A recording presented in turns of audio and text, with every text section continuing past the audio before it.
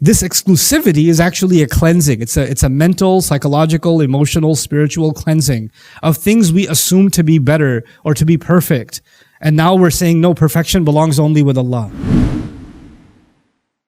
And Allah is saying, يُسَبِّحُ لِلَّهِ مَا فِي السَّمَاوَاتِ وَمَا فِي الْأَرْضِ. All creation, when it comes to declaring perfection, only declares perfection of Allah. So this actually does have an immediate implication that we as Muslims become critical, investigative, questioning, cynical of anything that's presented to us. We want to question it. We want to check its veracity before we jump on, before we say this is good, And that's at an intellectual level, but even at a social, cultural level. What happens with teenage girls or boys even, right?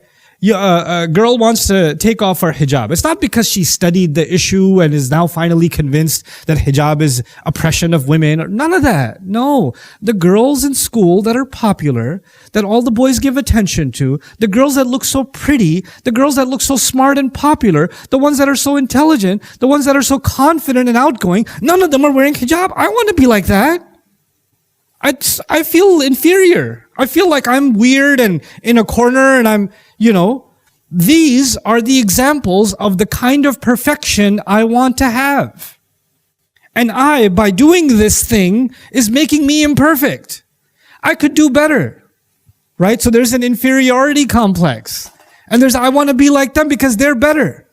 There's a superiority to what they have. And I want some of that for myself. And so when that's the case, and then a girl says, I don't want to wear this anymore. I don't want to do this. I feel like I'm being suppressed. I want to feel free.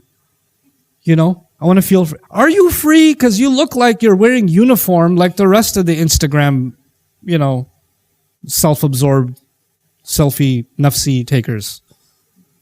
Right? You all look the same. So you're like, oh, hijab, all the people who wear hijab are the same. All the people who take them off look the same. You guys even get the same fake surgeries.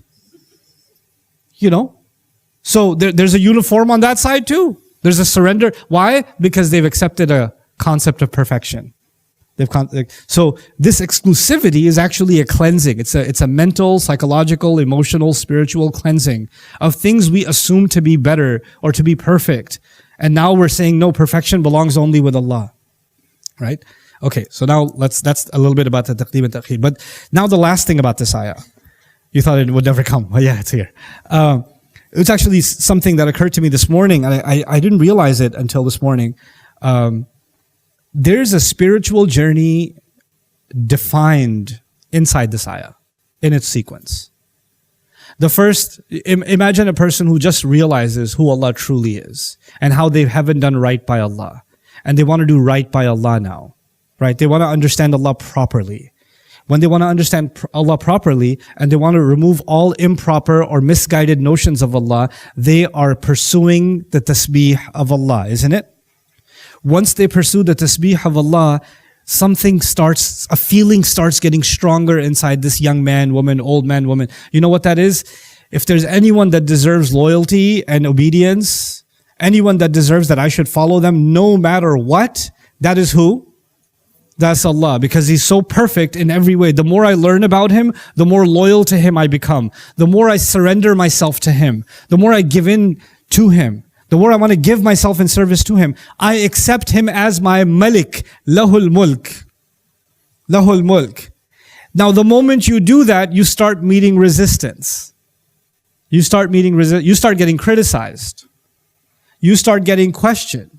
Oh, you want to follow this Islam? Well, what about this contradiction and this contradiction? What about this thing and this thing and this thing? What about this barbarism? What about this ugliness?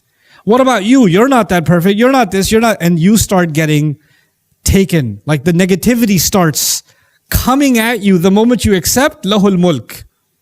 And when that happens, people say when you're let me give you some TikTok therapy. When you're in a toxic environment, you need to change your scenery and heal yourself with some positivity. You need to surround yourself with positivity and positive people. So you need to block all the people that are telling you you're a psycho, right? Because you don't want toxicity around you. Well, you know what? Let me tell you spiritual therapy here. Well, what's the positive therapy here? Lahul Hamd. You're surrounded by negativity And here you are filling yourself with positive emotions towards who? Allah. You're looking at the positive in all things. Ya Allah, you guided me to this truth. You gave me the courage to stand by it. You chose me among the very few of your slaves who are willing to, who want to obey you. Allah, you opened that door of guidance for me. I will not be unappreciative of that. Lahul hamd. And once you develop that positive mindset, that hamd-based mindset, then doesn't matter what happens to you. You're okay with that. You're comfortable. If trouble comes your way, difficulties come your way, job loss comes your way, financial loss comes your way, marriage trouble comes your way, children trouble comes your way, parent trouble comes your way, sibling trouble, culture trouble, doesn't matter what kind of trouble comes your way, you're okay because you're not trying to control the situation or control how people feel about you or control what's better for you or not because you've internalized something about control. And what's that? وَهُوَ عَلَى كُلِّ شَيْءٍ Qadir. This is actually a complete spiritual transformational journey. Everything a person needs to connect with to Allah as they go through a transformation is inside of this remarkable, remarkable ayah. What a way to introduce this surah. Hey guys, you just watched a small clip of me explaining the Quran in depth as part of the Deeper Look series.